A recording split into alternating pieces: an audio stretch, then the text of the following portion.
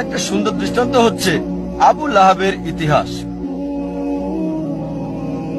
আবু লাহাব তিনি নবীজি মুহাম্মদ সাল্লাল্লাহু আলাইহি ওয়াসাল্লামের চাচা ছিলেন। এই নামটা আসলে তাকে দেওয়া হয়েছে যার মানে ধ্বংসের পিতা, আর সে ছিল নবীজির ঘোর শত্রুদের একজন। যখনই কাউকে দেখতো নবীজির সাথে কথা বলছে সে অপেক্ষা করত। যখন নবীজি চলে যেতেন লোকটির কাছে গিয়ে জিজ্ঞেস করত, নবীজি কি বলেছে? সে কি কালো বলেছে? এটা সাদা। সে কি দিন বলেছে? না, এটা রাত। সে নবীজির বিপরীত বলতো। নবীজির চিরশত্রুদের একজন ছিল সে। সে রাস্তায় চলতে চলতে অনেক সময় মিথ্যে কথা বলতো নবীজিকে ভুল প্রমাণ করার জন্য। আর পবিত্র কোরআনে একটা সূরাই আছে, সূরাটির নাম লাহাব, অধ্যায় 111, যা আমরা সবাই ভালোভাবে জানি। সালাত অনেকবার পড়া হয়, তাব্বাত ইয়াদা আবি লাহাব ওয়া তাব ইত্যাদি। এই সূরাতে উল্লেখ আছে যে আবু লাহাব এবং তার স্ত্রীকে দোজখের আগুনে পোড়ানো হবে। তার মানে কখনোই মুসলিম হবে না, তারা কখনোই ইসলাম গ্রহণ করবে না। এই সূরা নাজিল হয়েছিল আবু লাহাবের মৃত্যুর 10 বছর আগে। যখন এই সূরা নাজিল হলো, একটা কাজ আবু লাহাব করলে, ইসলাম গ্রহণ করলে কোরআন ভুল প্রমাণিত হয়ে যেত। অথচ তার অনেক সাহাবী আর বন্ধুরা সেই 10 বছরের সময় ইসলাম গ্রহণ করেছিল। আবু লাহাব পরবর্তীতে 10 বছর পর বদরের যুদ্ধে মারা গেল। 10 বছর সময় হাতে ছিল তখন। এই 10 বছরের নবীজি তাকে নিয়মিত আহ্বান করতেন ইসলাম গ্রহণ করতে, তাহলে কোরআন ভুল প্রমাণিত হতো। খুব সহজ বিষয় ছিল, শুধু বললেই হতো আমি একজন মুসলিম, এতটুকুই। মুসলিমের মতো তাকে আচরণ করতে হতো না, তাকে নামাজ পড়তে হতো না, শুধু বললেই হতো যে আমি মুসলিম, যথেষ্ট। কোরআন ভুল প্রমাণিত হয়ে যেত। সহজ বিষয়, খুবই সহজ। অনেক সময় নবীজির বিরুদ্ধে মিথ্যে বলেছে, আরেকবার বললেই তো হতো, কোরআন মিথ্যে প্রমাণিত হতো। কিন্তু সে পারে নাই, কারণ কোরআনের রচয়িতা সর্বশক্তিমান ঈশ্বর। তিনি জানেন যে আবু লাহাব ইসলাম গ্রহণ করবে না। ফলসিফিকেশন টেস্ট 10 বছর, আরো ফলসিফিকেশন টেস্ট আছে, অনেক অনেক আছে এখানে।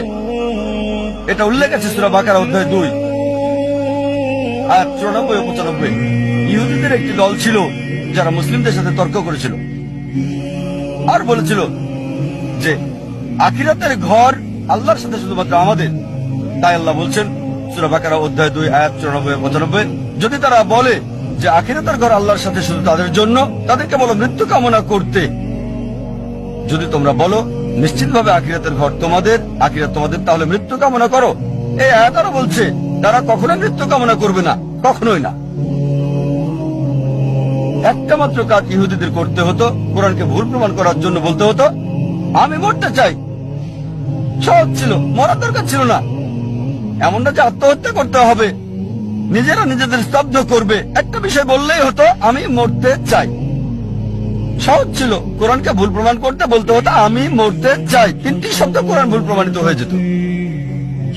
আল্লাহ বলেছেন সূরা বাকারা অধ্যায় 2 আয়াত 95 96, তারা কখনোই মৃত্যু কামনা করবে না, তাদেরকে যদি 1000 বছর বাঁচতে দেওয়া হয়। সহজ ছিল, খুবই সহজ ছিল কোরআনকে ভুল প্রমাণ করা।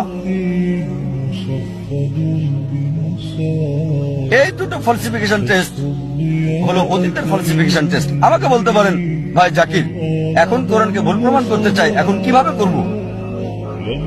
এখন কি এটা করা যাবে? হ্যাঁ, সবার জন্য সুযোগ আছে। আল্লাহ বলেন সূরা মাইদা অধ্যায় 5 আয়াত 82 যে বিশ্বাসীদের জন্য তাদের আপনজন হচ্ছে ওই সমস্ত লোক যারা বলে আমরা খ্রিস্টান, আর ঘোর শত্রু হলো ওই সকল লোক যারা বলে আমরা ইহুদি আর মূর্তি পূজারী। কোরআন বলছে বিশ্বাসীদের ঘোর শত্রু হচ্ছে ইহুদি আর মূর্তি পূজারীরা, আর বিশ্বাসীদের কাছে লোক যারা বলে আমরা খ্রিস্টান। সামগ্রিকভাবে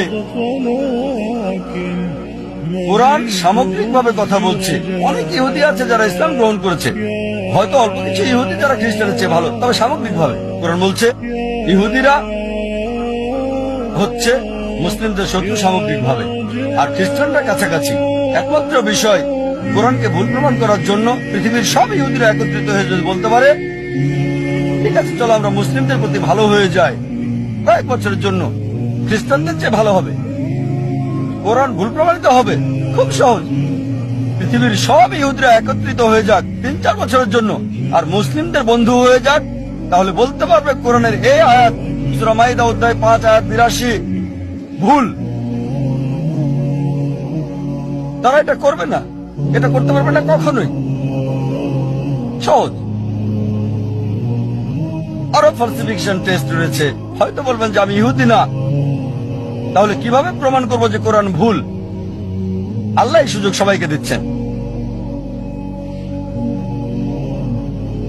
আল্লাহ পবিত্র কোরআনে বলছেন সূরা ইসরা অধ্যায় 17 আয়াত 88, তারা বলে সে এটা রচনা করেছে।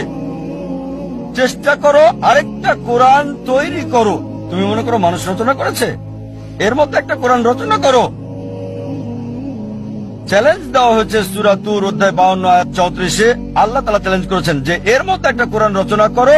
কখনোই তোমরা তা করতে পারবে না। এমনকি যদি সব জিন এবং মানুষ জাতি একত্রিত হয়, তারা কোরআনের মতো আরেকটা রচনা করতে পারবে না আল্লাহর সাহায্য ছাড়া। এটা একটা চ্যালেঞ্জ। আবার আল্লাহ এই চ্যালেঞ্জকে সহজ করে দিয়েছেন। আল্লাহ বলেন সূরা হুদ অধ্যায় 11 আয়াত 13, তারা বলে সে এটা রচনা করেছে। 10টা সূরা রচনা করো এর মতো করে। সম্পূর্ণ কোরআন না, এটা কঠিন। বাদ দেন এটা, ওই চ্যালেঞ্জটা কঠিন। 10টা সূরা রচনা করো কোরআনের মতো। যে কাউকে সাহায্যের জন্য ডাকো আল্লাহ ছাড়া, কখনো এটা তোমরা করতে পারবে না। আল্লাহ চ্যালেঞ্জটাকে আরো সহজ করে দিচ্ছেন, খুবই সহজ। সূরা ইউনুস অধ্যায় 10 আয়াত 38, তারা বলে সে এটা রচনা করেছে। এর মতো একটা সূরা রচনা করো, একটা, পুরো কোরআন না, 10টা সূরা না, একটা সূরা এর মতো।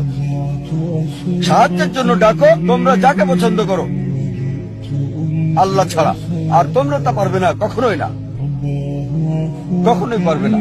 এবার আল্লাহ চ্যালেঞ্জটাকে সহজ করে দিলেন। আল্লাহ বলেন সূরা বাকারা অধ্যায় 2 আয়াত 23 এবং 24-এ, আল্লাহ বলেন وإن كنتم في ريب مما نزلنا على عبدنا, যদি তোমরা সন্দেহ করো যা আমি নাজিল করেছি আমার বান্দার প্রতি সময়ে সময়ে, فأتوا بسورة من مثله, একটা সূরা রচনা করো কিছুটা এর মতো করে। من مثله, এটা মিসলি না, মিম মিসলি, মানে কিছুটা অনুরূপ, ঠিক কোরআনের মতো না। চেষ্টা করো, রচনা করো একটা সূরা কোরআনের মতো করে। من مثله, وادعوا شهداءكم من دون الله إن كنتم صادقين, আর সাহায্যের জন্য ডাকো তোমাদের যে কেউকে সাক্ষী রাখো আল্লাহ ছাড়া, যদি তোমরা সত্যবাদী হও। فإن لم تفعلوا তবে যদি তোমরা না পারো, ولن تفعلوا, নিশ্চিত যে তোমরা পারবে না, তাহলে ভয় করো সেই আগুনকে যার জ্বালানি হবে মানুষ ও পাথর। তোমরা তা করতে পারবে না, এবং নিশ্চিত তোমরা তা করতে পারবে না। তাহলে ভয় করো সেই আগুনের যার জ্বালানি হবে মানুষ এবং পাথর। এটা হলো চ্যালেঞ্জ। চেষ্টা করে একটা সূরার কিছুটা মিল করে রচনা করো। হয়তো বলবেন সত্যি যদি এটা পরীক্ষা হয়ে থাকে তাহলে সূরাও রচনা করতে হবে আরবিতে। তাই বলবেন ভাই জাকির আমি আরবি জানি না, তাহলে কিভাবে পরীক্ষা অংশগ্রহণ করব? ঠিক আছে, যদি কোরআনের মতো সূরা রচনা করতে হয় এটা আরবিতে হতে হবে, ইংরেজিতে হবে না, ফ্রেঞ্চ হবে না, হিন্দি হতে পারবে না, উর্দু হতে পারবে না। অনেকে চেষ্টা করেছে, চেষ্টা করে নাই তা না, শত শত লোকজন চেষ্টা করেছে আর তারা চরমভাবে ব্যর্থ হয়েছে। তারা চেষ্টা করেছে তবে বাস্তবতা থেকে অনেক দূরে। অনেকে চেষ্টা করেছে, অনেকের কথায় বইয়ে উল্লেখ আছে, তবে তাদের সবাই চরমভাবে ব্যর্থ হয়েছে। এখন হয়তো বলবেন ভাই জাকির আমি আরবি জানি না, ইহুদিও না, কিভাবে আমি কোরআনকে ভুল প্রমাণ করব? অনেক ফালসিফিকেশন টেস্টে আছে। আর একটা কথা বলবো, সেটাতে সবার জন্য সুযোগ আছে। আলোচনা শুরু করেছি কোরআনের একটা আয়াত দিয়ে। সূরা নিসা অধ্যায় 4 আয়াত 82-তে বলা হয়েছে أفلا يتدبرون القرآن ولو كان من عند غير الله لوجدوا فيه اختلافا كثيرا, তারা কি কোরআন নিয়ে ভাবে না আল্লাহ ছাড়া যদি অন্য কারো কাছ থেকে আসতো, অন্য কারো কাছ থেকে সর্বশক্তিমান ছাড়া তাতে অনেক অসঙ্গতি পাওয়া যেত।